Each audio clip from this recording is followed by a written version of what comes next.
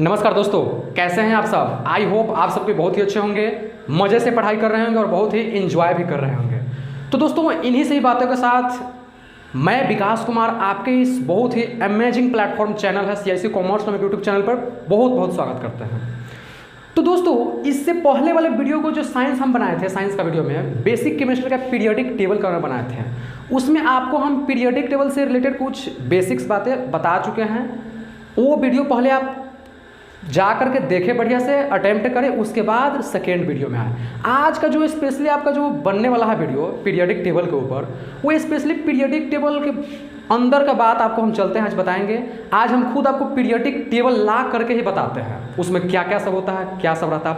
लेकिन लाने से पहले एक चीज़ आपको हम पहले दिखा देते हैं, सबको थोड़ा सा देख लीजिए इधर क्या क्या चीज़ सब लिखा हुआ है। जैसे देखिए, आपको नज़र आ रहा होगा एटॉमिक मास। देखो एटॉमिक मास भाई साहब है, एगो इन्हें एटॉमिक नंबर है भाई साहब, देख लीजिए। यहाँ पे एलिमेंट्स लिखा हुआ है, क्वांटम नंबर है, मैजिक नंबर है। ये सब होता क्या है, थोड़ा सा हम चर्चा कर लेते हैं। देखिए दोस्तों, एटॉमिक नंबर मतलब हिंदी में परमाणु संख्या। परमाणु संख्या क्या होता है? इलेक्ट्रॉनों की संख्या के बराबर होता है परमाणु संख्या। क्या? प्रोटॉनों की संख्या के बराबर होता है।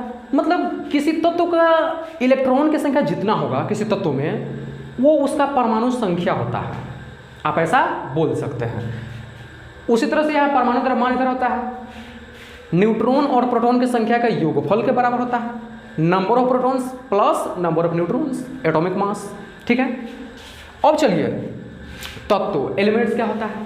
तत्व क्या होता है दोस्तों? जो एक ही प्रकार के परमाणुओं और अणुओं से मिलकर बनता है, उसे हम तत्व बोलते हैं, एलिमेंट्स। ठीक है, अब चलिए एक आता है मैजिक नंबर। क्या है? देखिए दोस्तों, मैजिक नंबर ये थोड़ा जादुई टाइप का नंबर होता है दोस्तों। मैजिक नंबर आपको हम कभी मैजिक नंबर के बारे में एक अलग से स्पेशल वीडियो बनाएंगे और मैजिक नंबर का बारे में खासियत बताएंगे कि इसका खासियत है क्या। ठीक है दोस्तों, हमारे बहुत सारे स्टूडेंट्स ऐसे होते हैं जो परमाणु संख्या और परमाणु द्रव्यमान याद करते हैं। आपको हम मैजिक नंबर के जरिए, मैजिक नंबर की हेल्प से आपको हम परमाणु संख्या और परमाणु द्रव्यमान सभी को निकालना बताएंगे कि उसका होता कितना है। उन सभी से पहले मैं आपको पीरियोडिक टेबल से बढ़िया से अवगत कराना चाहता हूँ, बढ़िया से परिचय कराना चाहता हूँ। और मैं आपको खुद पीरियोडिक टेबल लाया हूँ आपके लिए और दिखाएंगे आपको, और उसमें क्या क्या चीज़ किस तरह से बना रहता है वो सब आपको हम बताएंगे। इसके बाद जब कभी वीडियो फिर बनेगी साइंस की, ऐसे तो बनते ही रहेगी, उसमें मैं बारी बारी से आपको धीरे धीरे एक वीडियो में ट्रिक लेकर के आऊँगा। फिर ट्रिक लाने के बाद, बताने के बाद एक वीडियो स्पेशल बनाएंगे जिसमें आपको हम पीरियोडिक टेबल अच्छी तरह से बनाना सिखाएंगे कि किस तरह से आप बना सकते हैं। ठीक है दोस्तों, चलिए मैजिक नंबर तो जान गए किस लिए प्रयोग में आएगा। परमाणु संख्या, परमाणु द्रव्यमान सब निकालने के लिए कि एस ब्लॉक में जो सब तत्व आता है उसका परमाणु संख्या कितना होता है, पी ब्लॉक में आता है उसका कितना होता है, डी ब्लॉक में आता है उस सबका कितना होता है परमाणु संख्या सब, क्या एफ ब्लॉक में आता है उसका भी कितना होता है। उन सभी का आपको हम निकालना सिखलाएंगे। याद नहीं करना है मैजिक नंबर, इसीलिए तो बोला जाता है मैजिक नंबर, जादुई वाला संख्या है क्या। चलिए एक यहाँ पे भाई साहब लिखे हुए हैं क्वांटम नंबर। ठीक है दोस्तों, एक स्पेशली क्वांटम नंबर जो है आप क्लास 11th में पढ़िएगा, चैप्टर नंबर 2 में, एटॉमिक स्ट्रक्चर में। ठीक है, लेकिन फिर भी हम थोड़ा सा आपको परिचय दिला दें क्वांटम नंबर क्या होते हैं। ठीक है, क्वांटम नंबर में होता यह है, उसमें इलेक्ट्रॉन के बारे में बताया जाता है कि इलेक्ट्रॉन का, किस इलेक्ट्रॉन का शेप कैसा होगा, साइज उसका किस तरह से होगा, उसका कॉन्फ़िगरेशन क्या होगा, वह इलेक्ट्रॉन जो घूमती है क्लॉकवाइज घूम रही है या एंटी क्लॉकवाइज घूम रही है, उन सभी के बारे में हमको क्वांटम नंबर इंफॉर्मेशन देता है एक इलेक्ट्रॉन का। समझ में आया दोस्तों? जैसे एग्जांपल आप ले सकते हैं, जैसे मान लीजिए नाइट्रोजन। नाइट्रोजन का पहले आपको तो इलेक्ट्रॉनिक विन्यास ज्ञात करना पड़ेगा, देखना पड़ेगा एस जा रहा है कि पी में जा रहा है, 1s2 2s2 ऐसे होता है, आप लोग पढ़े होइएगा 1s2 2s2 2p3। तो आपको उसमें पहले क्या करना होगा, ऑर्बिटल कक्षक जहाँ पे इलेक्ट्रॉन पाए जाने की संभावना होती है उसको ऑर्बिटल बोलते हैं। ठीक है दोस्तों, अब ऑर्बिटल में आपको इलेक्ट्रॉन भरना होगा, एक क्लॉकवाइज भरता है, एक anti clockwise, clockwise anti clockwise. ठीक है, उन सभी में अगर जिस भी इलेक्ट्रॉन का आपको चाहिए इंफॉर्मेशन कि यह इलेक्ट्रॉन क्लॉकवाइज घूम रहा है या एंटी क्लॉकवाइज, इसकी शेप क्या हो सकती है, संरचना क्या हो सकती है, क्या, इन सभी के बारे में आपको इंफॉर्मेशन देती है क्वांटम नंबर। ठीक है दोस्तों, जैसे हमारे यहाँ जो हमारे स्टूडेंट्स देख रहे होंगे वीडियो, उसमें हो सकते हैं 11th क्लास पढ़ चुके भी होंगे, 12th क्लास हो सकते हैं पढ़ चुके होंगे, वो सब जानते होंगे कि ये क्वांटम नंबर है क्या, कितने प्रकार के होते हैं, स्पेशली 4 प्रकार के होते हैं जो लोग जानते होंगे क्या।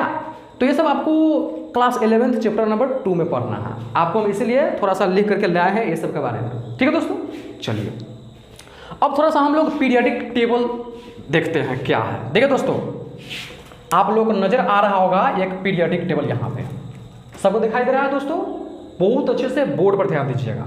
देखिए दोस्तों, यहाँ पे क्या क्या नजर आ रहा है। सबसे शुरू में क्या आपको नजर आ रहा होगा दोस्तों, देखिए किस तरह से बना हुआ है, अलग अलग तरह से बना हुआ है। आपको हम शुरू में बता चुके हैं, ऊपर से जब नीचे आइएगा इसको हम बोलते हैं ग्रुप। क्या बोलते हैं? ग्रुप बोलते हैं। ऐसा ग्रुप 1 से 18 तक है। देखिए फर्स्ट ग्रुप, सेकेंड, थर्ड, 4, 5, 6, 7, 12 और यहाँ 18 तक। ठीक है दोस्तों, ग्रुप की संख्या पीरियडिक टेबल में 18। यह आधुनिक आवर्त सारणी है, मॉडर्न पीरियडिक टेबल। पीरियड की संख्या 7 होता है। देखिए इधर से जाइए लेफ्ट टू राइट, पीरियड की संख्या। चलिए अब देखिए दोस्तों, आपको करना क्या है, आपको हम बताते हैं थोड़ा सा। देखिए जो आप यहाँ पे देख रहे हैं, नजर आ रहा होगा आपको, यहाँ पे फर्स्ट और सेकेंड ग्रुप इस ब्लॉक एलिमेंट्स में आते हैं। और इस ब्लॉक एलिमेंट्स में इसलिए आता है क्योंकि इसका जो तत्व सब होता है, उसके अंतिम इलेक्ट्रॉन जो होता है ना, अंतिम इलेक्ट्रॉन इस कक्षक में भरता है। इसलिए बोला जाता है कि इन सभी को इस ब्लॉक एलिमेंट्स में ही रखा गया है। और इन सब का जो तत्व होता है, hydrogen, lithium, sodium, potassium, rubidium, caesium, ये सब हो गया, जैसे हो गया बेरिलियम, मैग्नीशियम। ठीक है, इन सभी का जो गुण भी होता है, प्रॉपर्टी, जो है इस ब्लॉक से मिलता जुलता है। ठीक है, इसलिए इन सभी को इस ब्लॉक में रखा गया है। और ये सब आप जो देख रहे हैं सजाया हुआ है पीरियडिक टेबल, इलेक्ट्रॉनिक विन्यास के आधार पर भी सजाया गया है। ठीक, अब चलिए, ये तो हो गया एस ब्लॉक की बात है दोस्तों।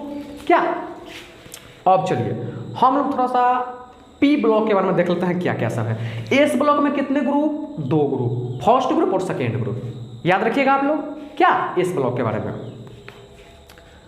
वैसे देखिए दोस्तों, आपको अभी हम बेसिक बता रहे हैं। क्लास 11th में जाइएगा तो आपको इनऑर्गेनिक केमिस्ट्री में एस ब्लॉक एलिमेंट्स नाम का एक चैप्टर ही मिलेगा।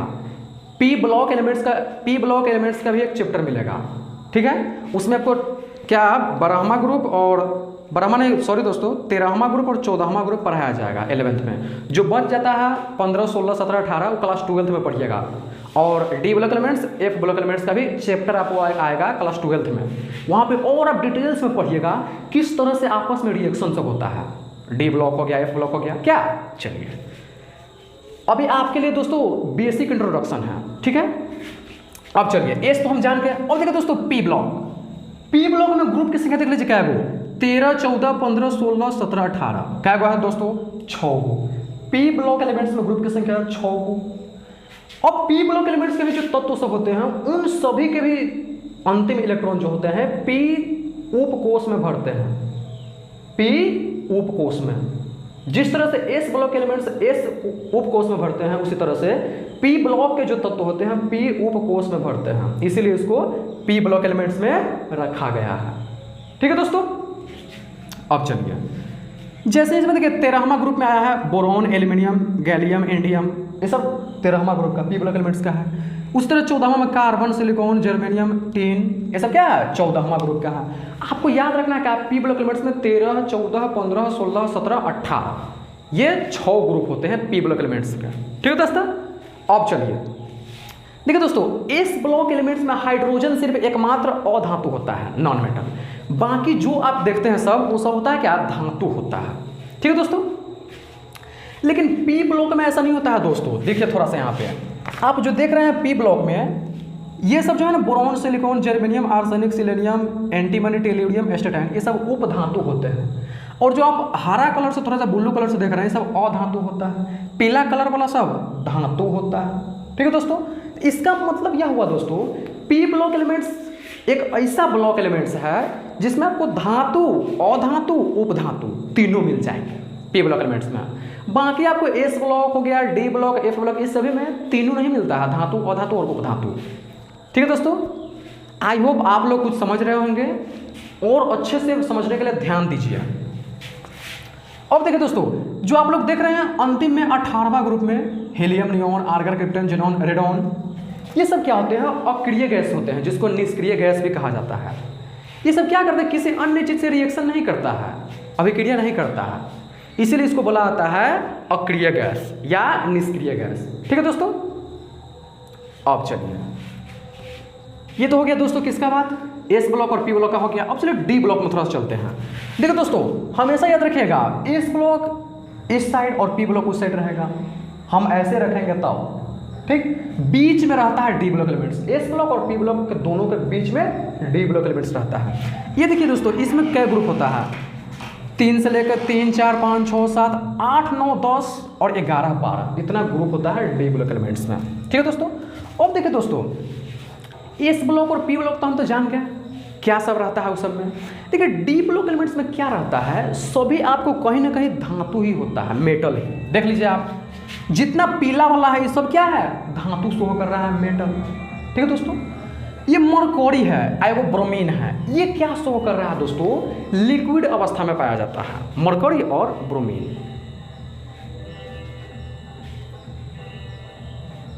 ठीक है दोस्तों, चलिए अब देखिए दोस्तों, आप लोग यहां पे एक नजर और देखिए, जो आप लोग नीचे देख रहे हैं, फ्रांसियम, रेडियम, एक्टिनियम, रदरफोर्डियम, ड्यूबनियम, जितना एस, पी और डी के अंत वाला जो 7वां पीरियड का ग्रुप, 7वां पीरियड का जो सब तत्व सब है, वो सब रेडियो एक्टिव एलिमेंट्स होते हैं। देखिए दोस्तों, रेडियो एक्टिव तत्व का मतलब होता है ऐसा तत्व जिनको हम देख नहीं सकते हैं, उनको देखने के लिए कहीं ना कहीं माइक्रोस्कोप, टेलीस्कोप सबकी आवश्यकता होती है, उन्हीं की सहायता से हम उसको देखते हैं। ठीक है दोस्तों, और देखिए दोस्तों, ये सब इस ऐसा भी तत्व सब होता है इसमें जिनसे परमाणु बम बनाया जाता है, अलग अलग तरह के, क्या उन सभी में प्रयोग होता है। रेडियो एक्टिव का भी आप सुना होइएगा कि उसमें बहुत सारा होता है ऐसा कि उसके रेडिएशन के चपेट में आने से क्या होती है? मनुष्य की मौत भी हो जाती है।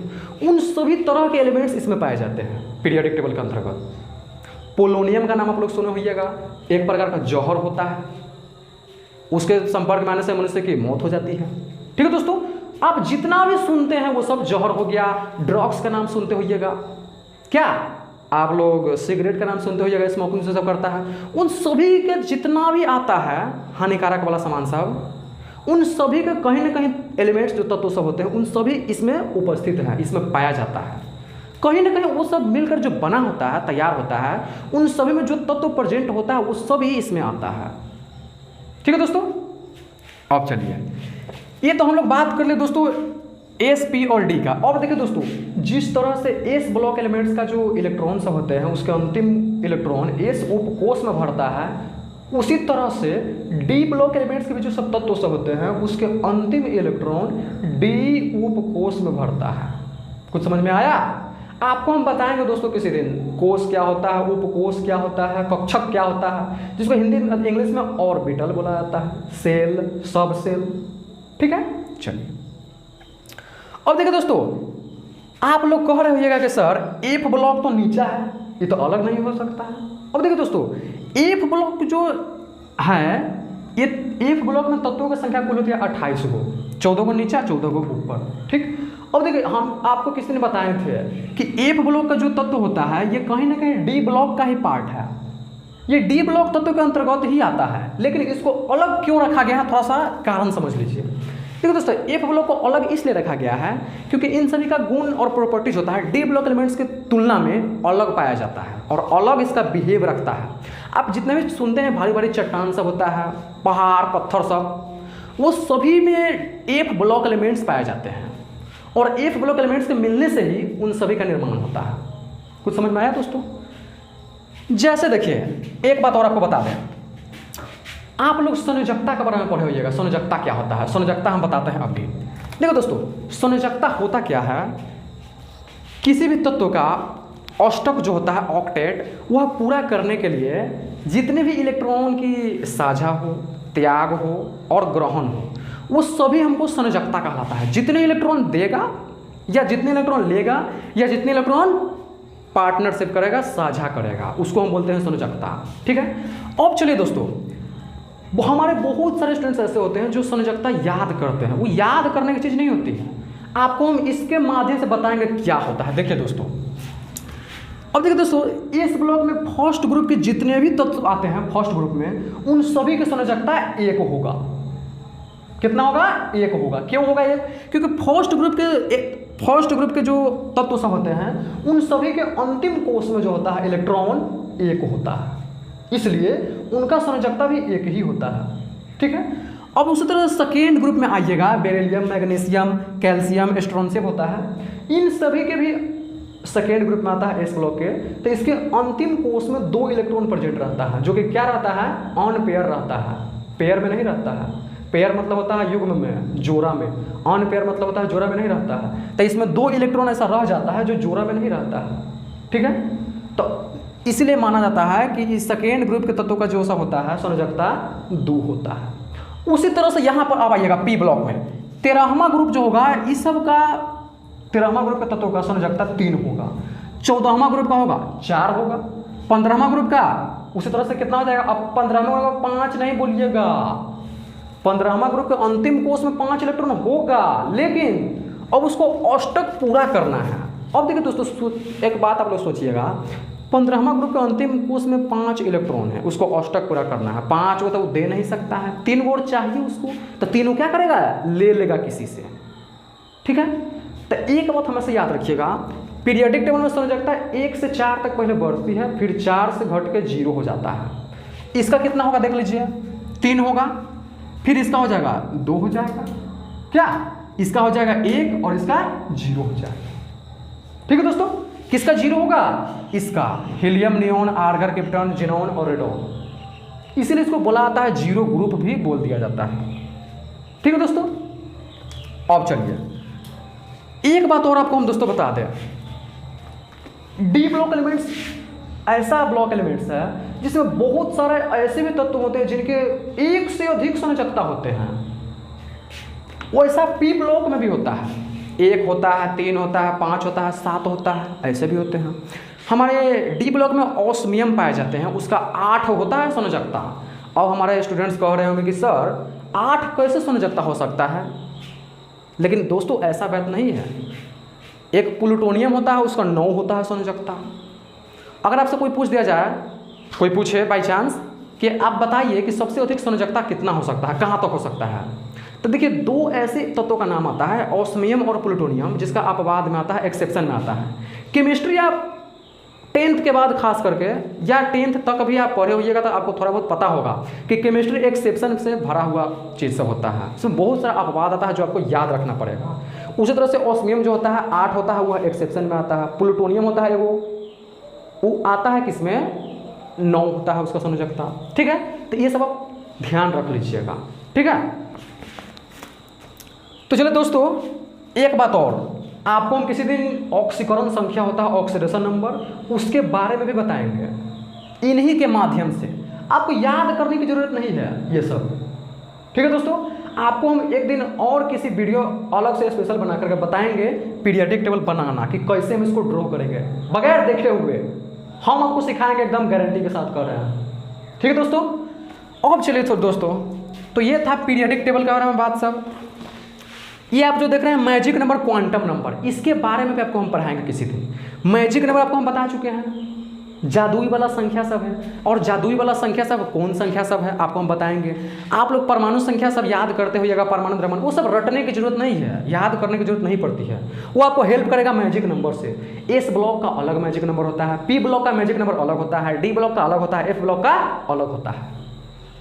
क्वांटम नंबर का आपको हम बता चुके हैं। ये क्या बताता है? किसी भी इलेक्ट्रॉन की बारे में पूरा बढ़िया से इंफॉर्मेशन देता है, सूचना देता है कि उस इलेक्ट्रॉन की शेप कैसा होगा, उस इलेक्ट्रॉन के घूमने की जो अति होती है, क्लॉकवाइज घूमेगी या एंटी क्लॉकवाइज घूमेगी, वो हमको कहीं ना कहीं क्वांटम नंबर बतलाता है।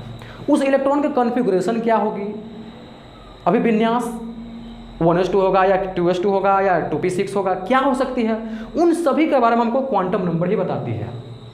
ये भी अलग अलग प्रकार की होती है। क्लास 11th में आप पढ़िएगा, जाइएगा तो चैप्टर नंबर 2 है एटॉमिक स्ट्रक्चर में। एजीमुथल क्वांटम नंबर होता है, स्पिन क्वांटम नंबर होता है, मैग्नेटिक क्वांटम नंबर होता है। ठीक है दोस्तों, ये सब बढ़िया से आप कंप्लीट कर लीजिएगा। एटॉमिक नंबर है, ये सब आपको हम बता चुके हैं, क्या है शुरू में ही बताया है। एटॉमिक मास है, इसके बारे में आपको हम बता चुके हैं। ठीक है दोस्तों, आई होप दोस्तों आपको ये वीडियो बहुत ही अच्छा लगा हो और पसंद आया हो, तो हमारे इस वीडियो को भारी से भारी मात्रा में लाइक करें, शेयर करें, और हाँ, मेरी वीडियो कैसी लगी आज की पीरियडिक टेबल पार्ट 2 कमेंट में लिखकर जरूर बताएं दोस्तों। और एक बात हम कहना चाहूँगा दोस्तों आप लोगों से, हमारे इस वीडियो को पूरी देखें, क्योंकि देखिए दोस्तों आप थोड़ा सा वीडियो देखने से नहीं सीख सकते हैं, क्योंकि हो सकता है बहुत सारे बात ऐसे होते हैं जो हम वीडियो के बीच में बोले रहते हैं, शुरू में नहीं बोले रहते हैं। इसलिए आप लोगों से रिक्वेस्ट है कि हमारे इस वीडियो को पूरी देखें, आधा अधूरा ना देखें, ठीक है दोस्तों। एक बात जाने से पहले मैं कहूँगा, ठीक है दोस्तों, ठीक है दोस्तों, बात यह है मेहनत इतनी करो कि किस्मत भी झुक जाए, मेहनत इतनी करो कि किस्मत भी झुक जाए। तो मिलते हैं नेक्स्ट लेक्चर में, तब तक के लिए ओके बाय।